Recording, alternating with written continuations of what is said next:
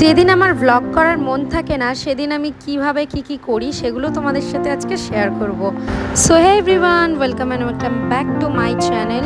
কেমন আছো তোমরা সবাই? আশা করছি সবাই খুব ভালো আছো, আমিও কিন্তু খুব ভালো আছি। তো যাই হোক, দেখো রেডি হওয়ার ইচ্ছাই করছিল না। সকাল সকাল ডিউটি শেষ করে নিয়েছিলাম।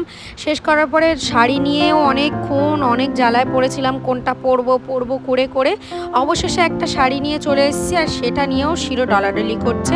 ও এরকমই করে, শাড়ি ফাড়ি পরতে দেখলে বা কিছু দেখলে না ওরকমভাবেই করে। তো যাই হোক, আজকে আমি এই শাড়িটা পরবো আর এই ব্লাউজটা অনেক দিন আগে কাটিয়েছি, সেটাই ভাবলাম আজকে একটু পরি। এখানে শিরোকে আমি ঘাটাঘাটি করছিলাম। আর আজকে আমি একদম সিম্পলভাবে সাজবো। তো এই যে কিছু জুয়েলারি আর শাড়ি, তো এই যে শাড়িটা পরে চলে এসেছি। কেমন লাগছে আমাকে অবশ্যই কমেন্টে জানিও। আর এই দেখো পুরো রেডি হয়ে গেছি। মেকআপের ভিডিওটা আর করিনি, কারণ মেকআপের ভিডিও করতে গেলে আমার অনেক সময় লেগে যেত, তাহলে আর বিয়েবাড়ি যেতে হতো না ভিডিও করতে গেলে। তো এই দেখো আমি পুরো রেডি হয়ে গেছি। আর আমি আজকে পুরো নিউডের মধ্যে মেকআপটা করার চেষ্টা করেছি। কেমন লাগছে অবশ্যই কমেন্টে জানিও। আর আমার রেডি হয়ে কিন্তু বসে থাকতে একদম ভালো লাগে না, কিন্তু ওরা গিয়েছিল গিফট কিনতে, ওই জন্য আমি বসে বসে একটু ভিডিও বানিয়ে নিচ্ছিলাম। এরম বসতে বসতে আমি পুরো 1 ঘন্টায় বসেছিলাম। আর ওরা গেছিল গিফট কিনতে, গিফট কিনে আনলো। আর এই ভিডিওগুলো কিন্তু অবশ্যই তোমরা দেখে ফেলেছো অলরেডি। যারা যারা দেখোনি একটু স্ক্রোল ডাউন করলে নিচে গেলে অবশ্যই দেখতে পারবে। তো যাই হোক, তারপর আমার অনেকটা বোরিং লাগছিল, মানে এতই বোরিং লাগছিল। আর ওদেরকে আমি বলেছিলাম যে একটা হচ্ছে গিয়ে মাথায় দেওয়ার ফুল আনতে, কারণ আমার চুলগুলো আমি কেটে দিয়েছি।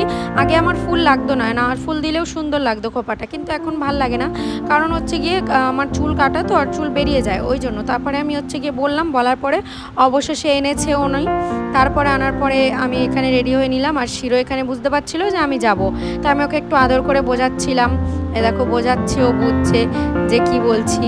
তো ওকে বলে দিচ্ছিলাম যে কি খেয়ে দিয়ে নিও, হ্যাঁ মায়ের সাথে ভালো করে থেকো, আমি তাড়াতাড়ি চলে আসবো, এগুলোই বলছিলাম। ও চুপচাপ শুনছিল। তারপরে চলে এসেছি নিশাদিদের বাড়িতে। এখানে গিফটটা রাখা আছে, গিফটটা নেব। গিফটটা নেওয়ার পরে হচ্ছে গিয়ে তারপরে আমরা যাব।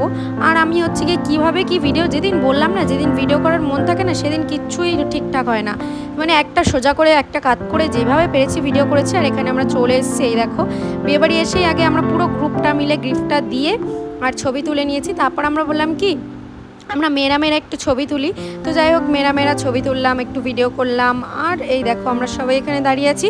আর সবাই মিলে একসাথে থাকলে আমার ভিডিও করতে মানে এই দিন আমার ইচ্ছে করেনি, অন্য দিন তাও ইচ্ছে করে, কিন্তু এই দিন আমার একটুও ভিডিও করার মন ছিল না। ভিডিও করার মন না থাকলে আমি এই করি, একটু ভিডিও করে রাখি, আর সেটাই মনে হয় না যে ভালো একটা ভিডিও হয়।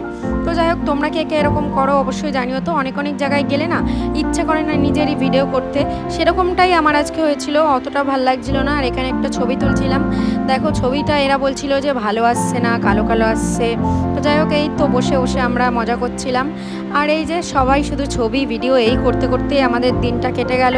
তারপরে খেতে বসলাম, খেতে বসে বাড়ি চলে গেলাম। কেমন লাগলো বোরিং ব্লগটা অবশ্যই কমেন্টে জানিও। আমাকে কেমন লাগছে।